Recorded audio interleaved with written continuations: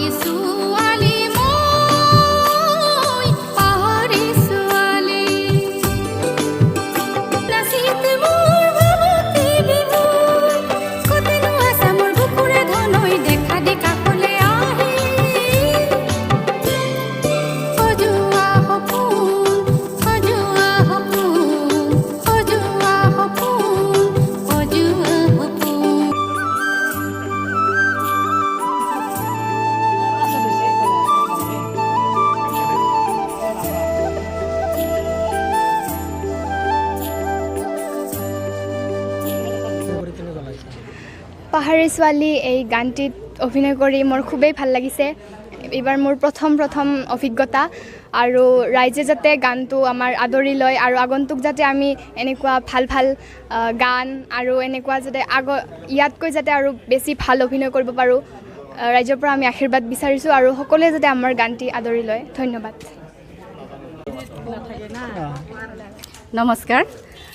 মোৰ আজি নতুনকৈ এটি মানে ভিডিঅ' CD ৰিলিজ হ'ল। মোৰ এটা গানৰ মানে CD, গানটোৰ CDখনৰ আমাৰ পাহাৰী ছোৱালী নাম দিছে আৰু এই গানটো মোৰ প্ৰথম মানে ভিডিঅ' গান। আগতে মই তেনেকৈ গাই পোৱা নাছিলোঁ, এইটোৱে মোৰ প্ৰথম। আৰু এইটো মই মানে ভাবিলোঁ লকডাউনত কি কৰিনো থাকোঁ, তেনেকৈ ভাবি থাকোঁতে এদিন মোৰ মানে চিনাকি ভাইটিয়ে দিগন্ত ৰয়, সি আহি ক'লে যে বাইদেউ গান এটি আছে, গাব নেকি? সুৰ কৰি থোৱা আছে, আমি গোৱা মানুহ পোৱা নাই। মই ঠিক আছে তেতিয়াহ'লে গাব লাগে যদি গাই দিম। তেনেকৈ মানে গালোঁ। গাই উঠি কয় বাইদেউ ভিডিঅ' বনাওঁ নেকি? মই ঠিক আছে, যদি কিবা মোৰ কিন্তু তেনেকৈ আইডিয়া নাই, যদি ভিডিঅ'টো বনাব খুজিছে তেতিয়াহ'লে বনোৱা। তেতিয়া গোটেই A to Z দিগন্ত ভাইটিয়ে গোটেইখিনি মানে দায়িত্ব ল'লে আৰু কৰাৰ কাৰণে। তাৰপিছত বাকী আমি টিম হিচাপত এটা কাম কৰিলোঁ আৰু এই টিমটোত প্ৰতিজন মানে কোৰিঅ'গ্ৰাফাৰ হ'ল বা মানে যোনে লিৰিক্স লিখিছিল চবে মানে বহুত সহযোগ কৰিলে আৰু। তাৰপিছত আৰু ইয়াতে এটা ভাল কথা কি, ইহঁতে কোনোৱে মানে পাৰিশ্ৰমিক লোৱা নাই, সকলোৱে মানে নিস্বাৰ্থভাৱে সেৱা কৰিছে আৰু গানটোত মানে যাতে ভাল হৈ আহে সেইটোৰ কাৰণে খুব হেল্প কৰিছে। আৰু যোনজন মানে অলপ মিনিমাম এটা খৰচ মই দিছিলোঁ কেমেৰামেনক আৰু মেকআপ আৰ্টিষ্ট, আৰু তেনেকৈ বাকী যোনে মানে সুৰ সৃষ্টি কৰিছে তেওঁ মানে কোনো ধৰণৰ পাৰিশ্ৰমিক লোৱা নাই। আৰু যোনখিনি কলাকুশলীয়ে মানে ইয়াতে নাচ গান কৰিছে তেওঁলোকেও কোনো ধৰণৰ পাৰিশ্ৰমিক লোৱা নাই। আৰু লগতে যোনে লিৰিক্স লিখিছিল ভাইটি উমানন্দ পাঠক, তেওঁ মানে কোনো ধৰণৰ মানে পাৰিশ্ৰমিক লোৱা নাই। আৰু সকলো এটা টিম হিচাপত আমি বৰ ভালকৈ কামটো কৰিছিলোঁ আৰু ইয়াতে সকলোৰে কষ্ট জড়িত হৈ আছে। আৰু মোৰ এটাই আশা যেন এই ভিডিঅ'টো ভালকৈ চলে, গানটো ভালকৈ চলে, ৰাইজে যেন ভালকৈ আদৰি লয়, এয়াই মোৰ সকলোৰে ওচৰত মানে কামনা। আৰু সকলোৱে যেন আশীৰ্বাদ কৰে, এয়াই মোৰ ৰাইজৰ ওচৰত প্ৰাৰ্থনা। বঙাইগাঁও জিলাত SDRK প্ৰডাকশ্যনৰ তৰফৰ পৰা পাহাৰী ছোৱালী নামৰ এটি শীৰ্ষ ভিডিঅ'ৰ লগতে অডিঅ' এটিকেইটা যে আমি ইয়াতে ৰিলিজ কৰিলোঁ বঙাইগাঁও প্ৰেছ ক্লাবত।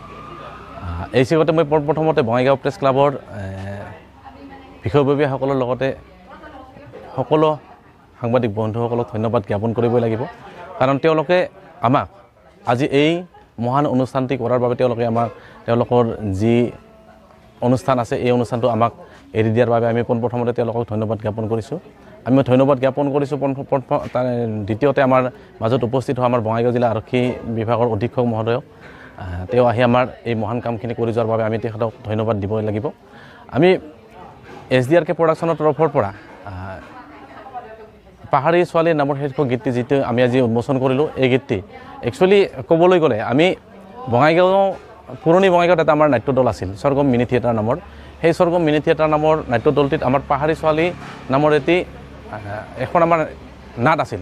সেই নাটখনত আমাৰ পাহাৰী ছোৱালী নামৰ এই গীতটি তাতে আমাৰ অন্তৰ্ভুক্ত আছিল আৰু সেই গীতটি যেতিয়াৰ পৰা আমি ৰাইজৰ মাজত আৰম্ভ কৰিছিলোঁ বা আমাৰ সুৰ কৰা হৈছিল, আমাৰ সুৰ কৰিছিল শৈলেন দাই, কথাষাৰ এই গীতৰ কথা প্ৰকাশ কৰিছিল আমাৰ উমানন্দ পাঠকে।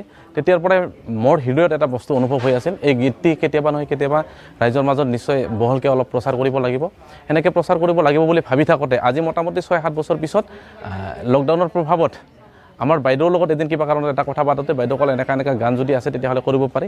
সেনেকৈ কথা বতৰা আগবাঢ়ি আমি পাহাৰী ছোৱালী আৰম্ভ কৰিলোঁ আৰু আৰম্ভ কৰাতে আমি এটা পৰিকল্পনা কৰিলোঁ যে আমি যিহেতু পাহাৰী ছোৱালীৰ অনুষ্ঠানটোত আমি চিন্তা কৰিলোঁ যে আমি বঙাইগাঁৱত যিমান আমাৰ নৱাগত শিল্পী আছে গতিকে আমি তেওঁলোককে আমি পোনপ্ৰথমতে আমি অগ্ৰাধিকাৰ দিম বুলি এটা চিন্তা চৰ্চা কৰিলোঁ, যাতে তেওঁলোকে ভৱিষ্যতে উঠি অহাত কিছু এটা সুবিধা পায়।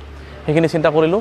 সেই চিন্তা কৰি আমি পোনপ্ৰথমতে আমাৰ সুৰকাৰ শৈলেন ৰায়, তাৰপিছত আমাৰ ৰাইটাৰ উমানন্দ পাঠক আৰু মই আলোচনা কৰি কিনে আমি আমাৰ এই পাহাৰী ছোৱালীত মেইন নায়িকা হিচাপত আমি অংশগ্ৰহণ কৰা মোৰ সম্বন্ধত ভাগিনী হয় টুইংকেল ৰাজবংশী, তেখেতৰ ঘৰলৈ গ'লোঁ। তেখেতক আমি আমন্ত্ৰণ জনালোঁ, এনেকৈ আমাৰ পাহাৰী গীত নামৰ এটা গীত অলপ ভিডিঅ' গীত ওলাব, তাতে তেওঁক অভিনয় কৰাৰ বাবে। আৰু তেওঁ আহিলে, তেওঁ প্ৰথম আমাৰ এইটোতে অভিনয় কৰিলে আৰু তেখেতে যথেষ্ট সুন্দৰভাৱে অভিনয় কৰিছে।